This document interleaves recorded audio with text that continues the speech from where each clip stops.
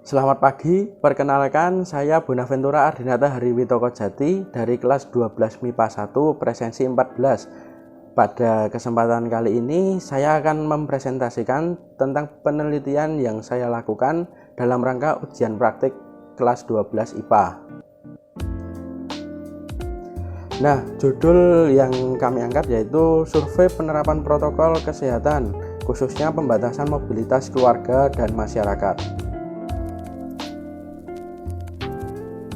Nah, terdapat 4 pokok pembahasan di sini. Yang pertama itu pendahuluan, berisi latar belakang, rumusan masalah, tujuan penelitian, dan teknik pengambilan data.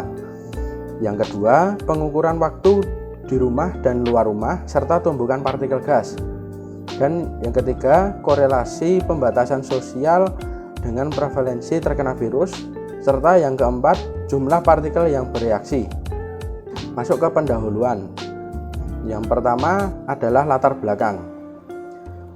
Nah, seperti yang kita ketahui bahwa saat ini seluruh dunia sedang menghadapi pandemi virus corona.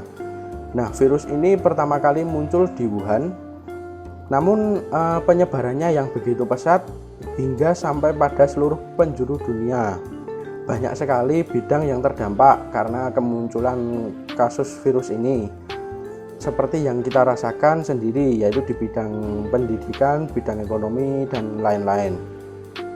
Nah, untuk menghadapi pandemi ini, pemerintah dari masing-masing negara itu melakukan tindakan, yaitu menerapkan protokol kesehatan, mulai dari menggunakan masker, mencuci tangan atau menggunakan hand sanitizer, pembatasan sosial atau mengurangi mobilitas keluar rumah, hingga sampai pada lockdown.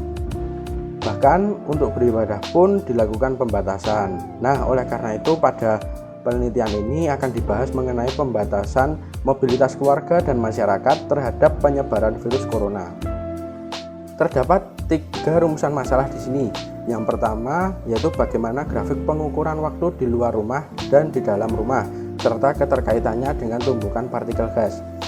Yang kedua, apakah pembatasan mobilitas keluarga dan masyarakat efektif untuk mengurangi penyebaran virus corona? Dan yang ketiga, berapakah jumlah partikel virus yang bereaksi? Nah, tujuan penelitiannya yang pertama mendeskripsikan grafik pengukuran waktu di luar rumah dan di dalam rumah serta keterkaitannya dengan tumbukan partikel gas.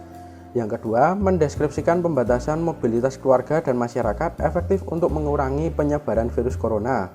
Dan yang ketiga, mendeskripsikan jumlah partikel gas yang bereaksi. Nah, teknik pengambilan data yang dilakukan yaitu menggunakan teknik kuesioner melalui Google Form yang dibagikan melalui sosial media berupa WhatsApp. Masuk ke pembahasan. Yang pertama, apa sih protokol kesehatan itu? Nah, jadi protokol kesehatan itu merupakan ketentuan atau aturan yang harus diikuti oleh semua orang tanpa terkecuali. Nah, terlebih pada masa pandemi seperti saat ini, protokol kesehatan harus terus dilakukan supaya kasus corona dapat semakin ditekan. Ada berbagai cara untuk menerapkan protokol kesehatan, seperti memakai masker, mencuci tangan, menjaga jarak, menghindari kerumunan, dan membatasi mobilitas serta interaksi. Nah, kemudian disajikan grafik tentang pengukuran waktu di rumah dan luar rumah serta tumbukan partikel gas. Nah, pada grafik tersebut dari 36 responden dapat dilihat bahwa 50% dari responden memilih untuk tidak keluar rumah dan 25% dari responden keluar rumah dengan alasan tertentu. Nah, dari situ dapat dilihat bahwa lebih banyak frekuensi orang yang tidak keluar rumah daripada mereka yang keluar rumah. Nah, yang kedua yaitu grafik mengenai waktu berada di luar rumah.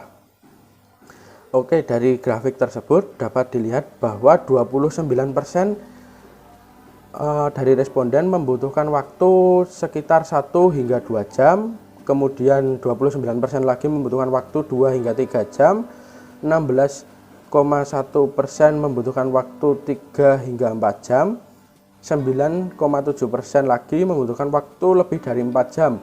Maka dari itu dapat dilihat bahwa responden membutuhkan waktu sekitar 1 hingga 4 jam untuk mereka berada di luar rumah dan melakukan aktivitas mereka.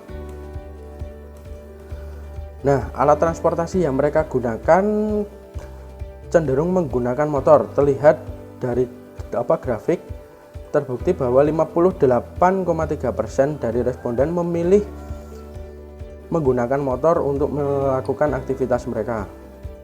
Kemudian keterkaitannya dengan bidang fisika, biologi, dan kimia.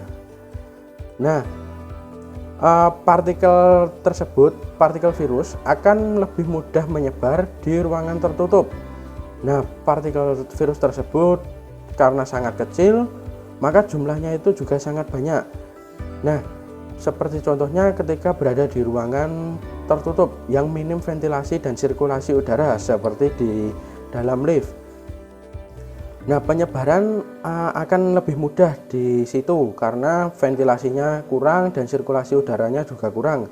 Nah, kemudian partikel virus corona tersebut juga sangat banyak dan memiliki kemungkinan untuk bisa saling bertumbukan satu sama lain. Kemudian pembatasan sosial itu dinilai dapat mencegah penularan COVID-19. Nah, pembatasan sosial ini dapat mencegah penularan COVID-19 atau dapat dikatakan dapat menekan penularan COVID-19.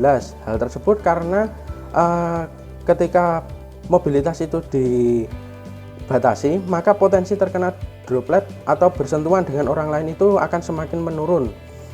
Nah, seperti yang dilakukan oleh Indonesia pada penerapan PSBB tahun 2020 lalu.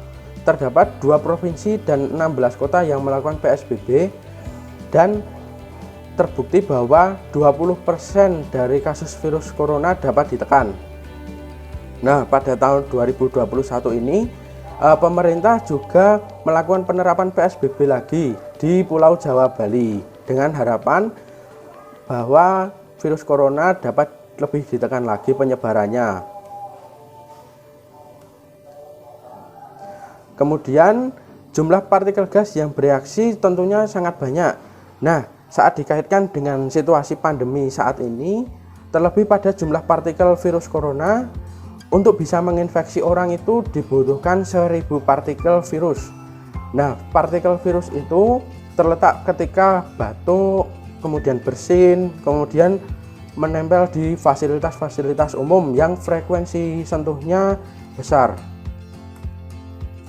Nah, jika dikalikan dengan jumlah orang yang terkena COVID-19 di Indonesia hingga saat ini, maka jumlah partikel dari virus corona itu sudah mencapai 1.390.000.000. Nah, selain itu, orang yang terpapar influenza dapat melepaskan 33 virus setiap menitnya dan dapat menular. Nah, influenza diambil karena gejala yang dimiliki oleh corona hampir mirip dengan gejala yang dialami oleh penyakit influenza. Nah, penularan itu terjadi ketika sedang berbicara, bersin, ataupun batuk. Nah, saat berbicara, bersin, ataupun batuk, partikel itu akan keluar dan bisa mengambang di udara. Kemudian bisa menempel pada permukaan benda dan bisa juga langsung jatuh ke tanah. Oleh karena itu dilakukan pembatasan sosial supaya orang itu meminimalisir interaksi satu sama lain untuk menghindari cipratan-cipratan droplet supaya tidak terjadi infeksi virus.